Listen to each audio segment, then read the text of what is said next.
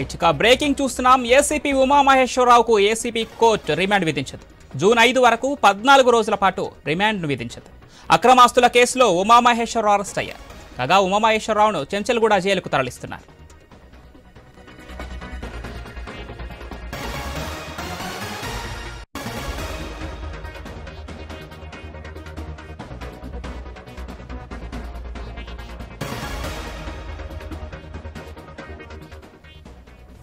ACP ఉమామహేశ్వరరావుకు ACB court remand విధించింది. June 5 వరకు 14 రోజుల పాటు రిమాండ్ విధించింది. అక్రమాస్తుల కేసులో ఉమామహేశ్వరరావు అరెస్ట్ అయ్యారు. కాగా ఉమామహేశ్వరరావును చెంచల్గూడ జైలుకు తరలిస్తున్నారు.